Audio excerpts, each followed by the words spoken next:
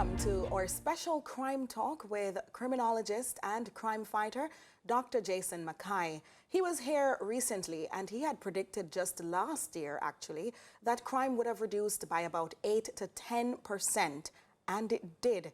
So we have him back in studio here at CVM TV to discuss expectations, predictions, and so much more this time around. So welcome, Dr. Jason McKay. Thanks for having me. All right, I see you in black. Are you mourning? No. I'm slimming. It's a slimming effect, you know. Oh, I see. Well, Dr. McKay, your predictions are seemingly making sense. People are believing them now, and so we want to see if you can get another set right. So let's talk crime reduction. I've seen you writing a bit about that in your columns and speaking about expectations if we don't make certain major changes. Where do you stand on what's happening in Jamaica's crime-fighting efforts right now? Well, there's a reduction from November to now, as you heard recently, of 24%. And if you take this year, I think we're at about 15%. I'm just using the January to April figures. So, yes. And I'm expecting that trend to continue. I think that by the end of the year, crime will reduce between 10 and 15%. There's a really motivated police force and has been motivated for the last 6 months at least, but I think with the new commissioner, he has really grabbed the motivation arm and he's moved with it. Yes. And the membership is really, hyped up and ready to work, and it's showing in the results, the recovery of guns, the amount of operations being held, and so on. So I'm expecting great things from his leadership, and if this degree of motivation continues, I think the reductions are going to continue in this, in this reasonable manner, 10 to 15% a year, till we get ourselves to where we want to go. Which is ideally where? I think where I'd like to see us go is back to, which is not probably likely, but I'd like to see us go back to about 93, where we were having crime. Per year?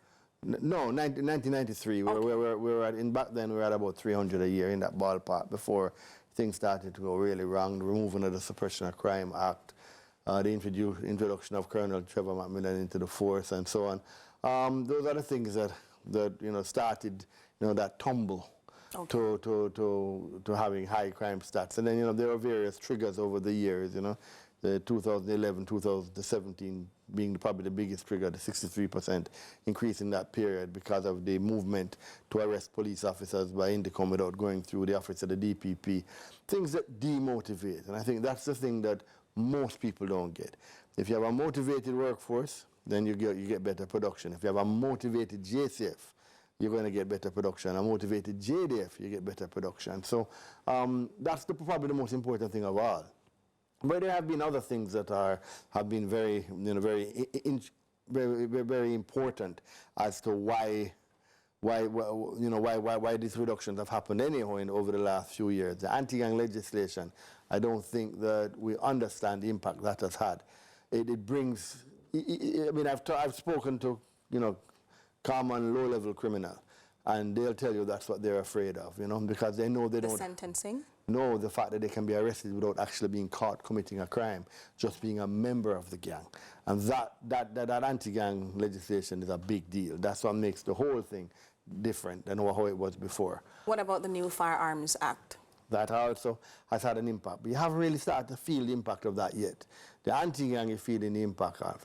That's what and the fact that you can introduce a parochial state of emergency wherever you please to do it, the indefinite detention aspect of that, the fact that the criminals have to move, the fact that it usually results in more recovery of their guns and so on.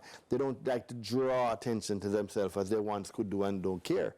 Okay. Now they know if they draw attention to themselves with a lot of killing and activity, then they have to move, and they don't want to move, and then they're going to lose some weaponry, and then if those of them that are caught are going to be stuck in custody for months at a time. So the legislation and the use of legislation has had a big impact on it. Well, that led me to another aspect of the conversation where we've had politicians, predominantly members of the opposition in recent weeks, saying things on platforms to suggest, for example, Jamaica is not too far from Haiti in terms of crime and what is happening in society, and so they're predicting that the murders and the major crimes will continue to trend upwards rather than reduce. Well, it's important not to politicalize crime, you know. So, opposition and government have their part to play in everything. Legislation is what drives the policies that are used to fight the crime. But you have to, in my view, I stay away from the discussions about what politicians say about it as much as possible, because the tool that fights crime is the police force. You know, that's what it is. And if I had a party, it would be the JCF. You know what I mean? I believe that the police force is the police force, and the police force fights the crime. Everything else is people saying stuff who are not really involved, they're not really participating. It's the police force. Now, if you're in power, whether you're a PMP or JLP, you have a legislative part to play to give the necessary and create the policies that the force can operate on to achieve certain things. And so, but I think both parties should stay away from crime as a political tool, because what happens is it forces one or the other to continually throw cold water on what is progress and efforts. And what you don't want is a demotivated police force, because one of the primary things happening now is you have a very motivated police force, and it's an expanded police force. It's bigger than it was. Once anybody starts to throw any water on that, then you're in danger of, you demotivate the workforce, and if they don't put out the effort, then that is when you start to lose productivity. And remember, the recovery of those guns are important. Every time you recover a gun, you save a life. You need to have the police force ready to dig through, you know, dirty places, dig up pits, you know, put in their time, separate themselves from their families for long hours at a time, put their lives on the line, put their liberty on the line. You know, all you really need, you know, is some people some criminals just to tell lies on you, to put you behind bars.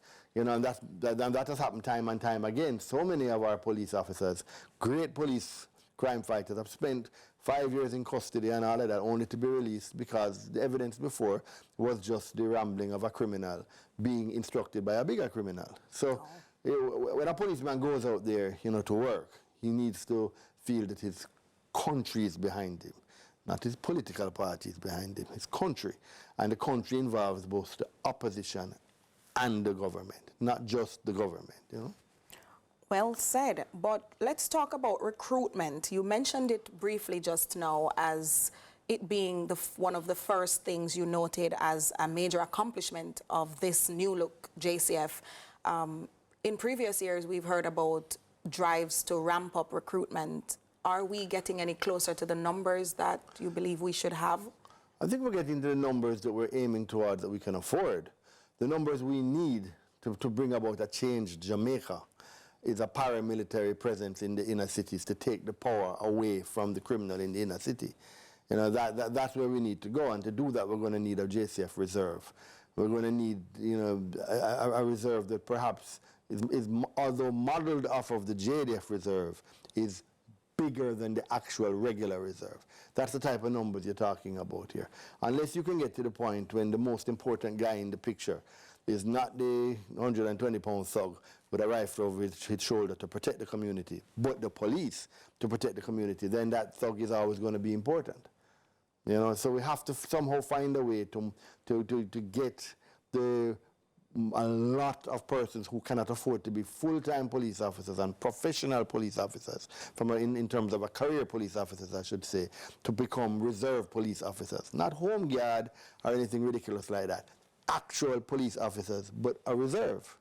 And I think when we get to that figure, when we can basically hone that productive, honest Jamaican to participate as a member of the military or the police, that's when we'll have enough numbers to control the peace, to actually ensure that there are less murders, less control by criminals, and less importance of criminals to the political process.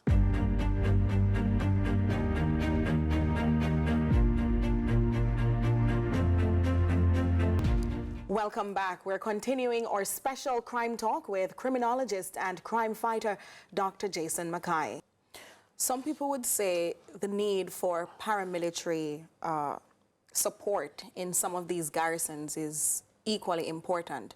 How is that possible with the current set or team that we have if we don't have the reserve? Well, the JCF is a paramilitary organization, you know, as it stands now. Yes. I'm not saying it may not be it's in a process to change, but it's a paramilitary organization, and the army is very much intertwined with the police force.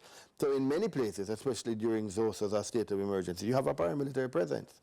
What you need is a replication of ZOSA in every single criminal stronghold in the country to take the power away from the criminal. And you need to have it so long that children will grow up and not know a period in their life where the common thug is powerful. And that way, the culture to become a thug, and more importantly, to accept thug rule and criminal rule and gang rule, will become anti-cultural because you've never experienced it. I'm throwing a little spoke in the wheel here. Recently, we had a situation in Western Jamaica where we saw several gangs operating in certain parishes, especially in Westmoreland. We had the King Valley Gang, we had several Uchens, all of those are the gangs all over the place, but they're not as quote-unquote little as we would like to think, because their influence in the space seems to be so dominant and potent. How do you perceive what we currently have being able to remedy and to thwart further gangs from coming up in these spaces? As I said recently in an article, what makes them effective and not necessarily us is because they're always there and we are not. And until we can create an occupation of those spaces, then they will always be an influencer and a bully. Remember, not everybody wants them, you know. The majority of people who live in these communities don't want them there, but they may see the need for them if there's conflict with a neighboring community. And that conflict only occurs because they are there to begin with, because it is the gangs that get into conflict with gangs. You don't have normal people in conflict with a rival community. You know, maybe on a football field, but in respect of criminal activity, you have this criminal group in conflict with that criminal group, but then everybody becomes the target. So because they know that situation exists, they're willing to embrace the gang because they know that they're in danger. However, if that gang didn't exist to begin with, then they would be in conflict with nobody. The idea is that gangs need to be crushed, and need to be crushed in a way where they become ineffective. And that is the most acceptable way to crush them, because imprisoning all of them is expensive. Too much combat brings down brings down the international community, particularly with the amount of money that's involved with that type of movement internationally, that local persons will just hone in on that and just basically attach themselves to these international organizations because it becomes lucrative. So you have to avoid combat as much as you can, because it leads you down an alley where the international community will take steps against you. So what is the most peaceful way to pull that off is by occupation, being in the space, and that takes capacity, that takes numbers. Well, if we're talking numbers, we spoke about the legislation, but no matter how many laws are on the books, if we don't have the boots and the people to enforce those laws, you know, we ultimately are fighting a losing war. Let's talk about the new Commissioner of Police. How effective has he been in office for the last few months? Very much so, because General Anderson had done a great job motivating the force, re-outfitting the force, recapitalizing the force. And since Commissioner Dr. Blake has come in, he now has done an incredible job of motivating, continuing that motivation, even accelerating that motivation, you know, because that's one of his tools. And that's one of the things he does very well. You feel out there, and I can put on my police officer hat now. You feel that you have the backing of the boss, and that he's with you. You know, he moves around the island. He connects with the workforce. He communicates well with everybody. You know that you have his support, and you know he's part of the process that you're involved in now, because policing can be a very lonely game, in respect, especially if you're a primary crime fighter. You're the one going to court to defend your action. You're the one going to the coroner's inquest. You're the one going to the gun court when you've caught these guys with guns. You're the one driving home all by yourself. You're everything. But if you know that the system is with you, that the head person is part of the fight with you, that you're all part of the same, you're part of the group, then you're far more motivated to put you and your family's lives on the line. Well, they said that was one of the strategies used by the warrior of sorts, Megas Alexander the Great. So I believe that leadership is a part of that, where you're not only sending people out, but you're also helping in that fight. Is his strategy of being on the front lines just doing that? Is he infiltrating the team with more technology? Are you seeing more resources where necessary in certain spaces for crime fighting? Well, I mean, a lot of what we have now, he was a part of developing. He has been in development all along, so he understands the tools we do have, and as such, he can best appreciate how we use them. And right now, we're well equipped. I was in the article I wrote the other day that when I step out on the road now, and the guy beside me steps out, the fellow officer steps out, we're wearing $1 million worth of equipment on us: the rifle, the pistol, the uniform itself, the boots, and the bulletproof vest. Over $1 million every time we step out. That too, if you're adding on that one as well, that too. But the fact is that an American police officer at the highest level is stepping out with the same thing we're stepping out. He's not better equipped than us anymore. That's a thing of the past. Our rifles are new. Our pistols are Glock pistols, which are the standard of the world. Our vests are level 3, which is above the standard of most of the world. Our uniform is one of the most expensive uniforms in the world, 511. The boots are made by Bill Blair. They're top of the line. So it's not a matter where we're an under-resourced police force. We have what we need to fight the crime. We have gone over the last third. We've changed a lot since when I joined the force to now. You know, where when I first joined the force, you didn't get a vest. You go buy yourself a vest. You know, the gun you carry. At one stage, the rifle I carried was carried by the same unit. My father was part of 30 years before. The M16 rifle I used to carry was 45 years old.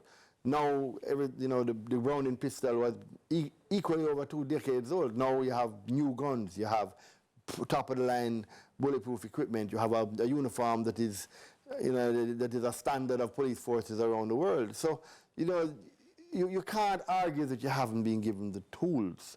It's just not enough of us, and that's really the problem. You can only work so much hours in a day, and if you don't have that number to occupy, then you can't take away the power from the gang. But even without the paramilitary presence that we would like to see, I do predict a continual reduction year after year till eventually we go sub 1,000 again. It's just a matter that we need to ensure that our police force is our police force. Has nothing to do with politics. Politics must stay away from the crime fighting. I think when politicians make a statement about crime fighting, the two parties must sit together on that subject. And the two parties have a unified broadcast to speak about crime. But when it comes to health and education, they can scratch out each other's eyes. But when it comes to crime, what the criminal must see is a united front.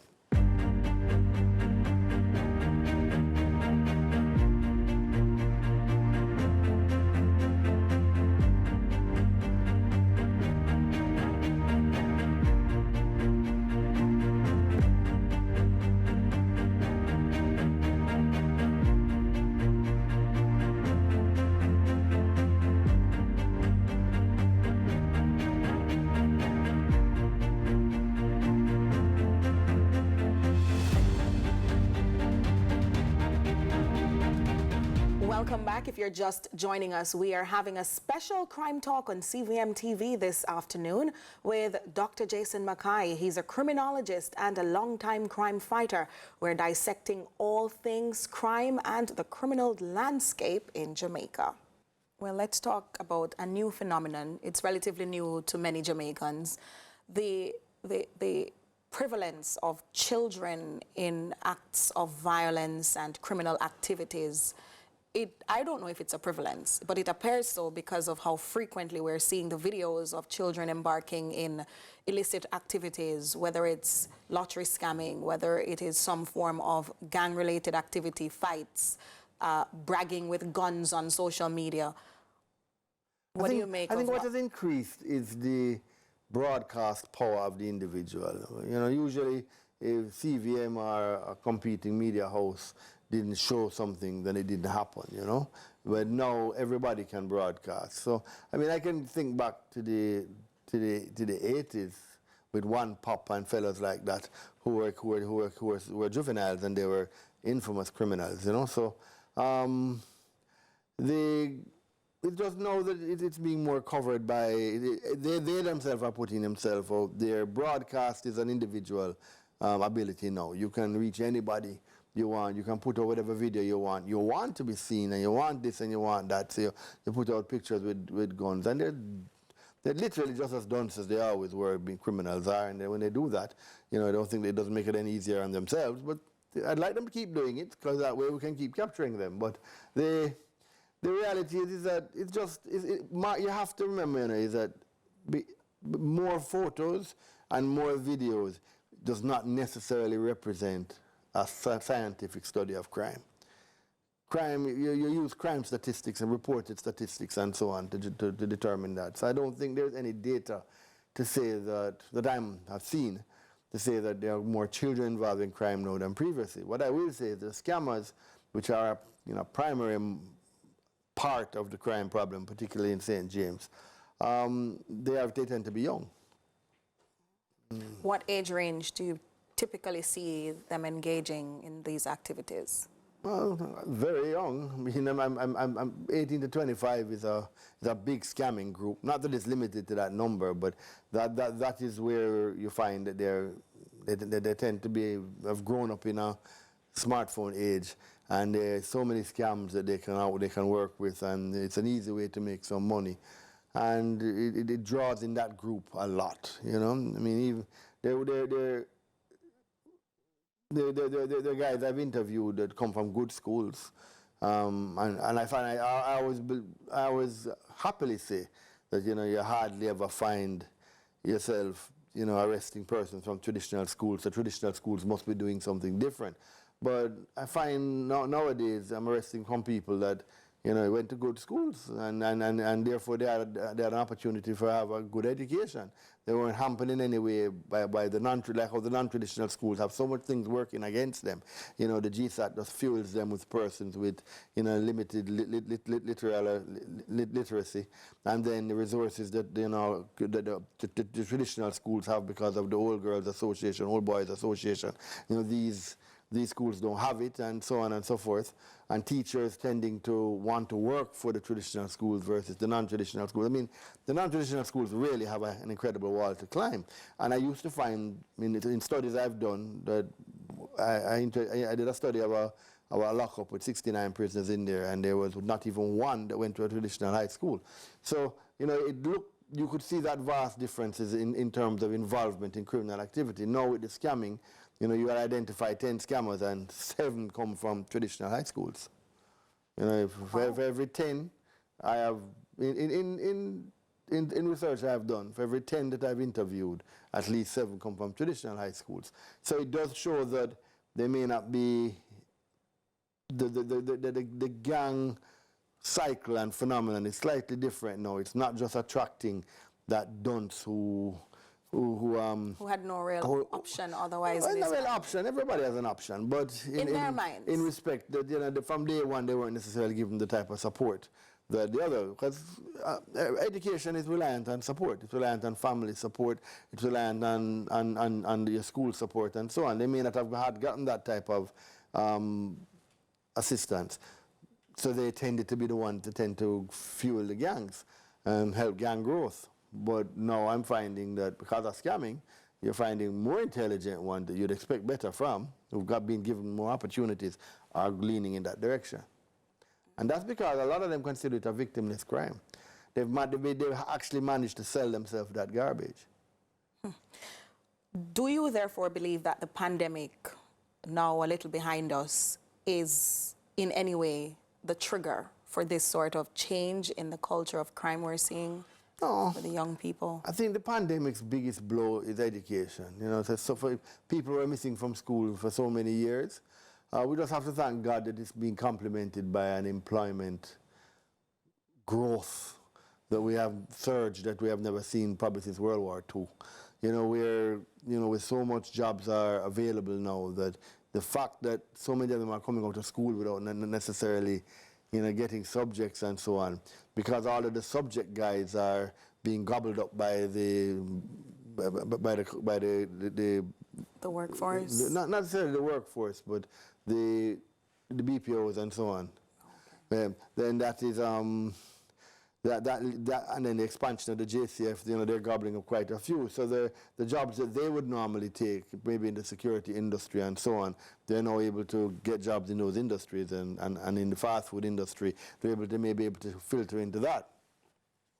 Well, you've said quite a bit, but I'm giving you the opportunity now to do your final minute on what we've said about crime and the landscape where we're at. Well, I think we need to be very careful of the threat created by the influx of weapons in the country right now. There is more weapons, and there is better quality weapons here.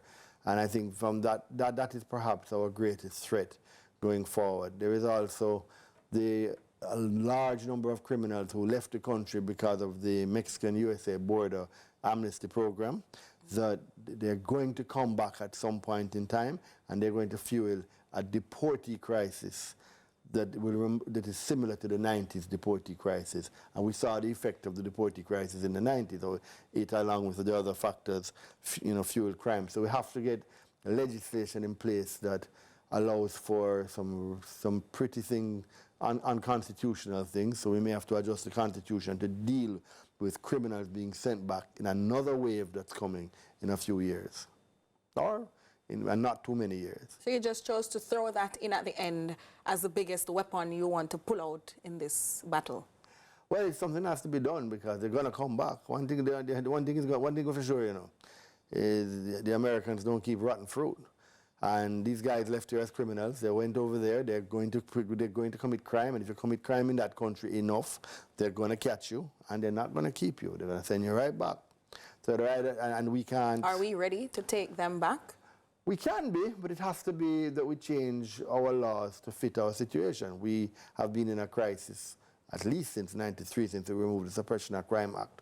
Now we have to look that we can't afford to be in that position. We have to look what created the Suppression of Crime Act and see, are we at a point in our life cycle, in our history, that we can do without that type of weapon. If we need to get that weapon back, then we need to get that weapon back. If not, we need to think of another weapon, which is what I'm speaking to as the reserve and the capacity to fight. But if we don't have what I like to call the Bukele system, and we don't have the massive reserve to do the paramilitary occupation, then we're going to have it very difficult to get it to a place where we all want to be. Thank you so much. That was criminologist and crime fighter Dr. Jason McKay here at CVM TV for a special Crime Talk.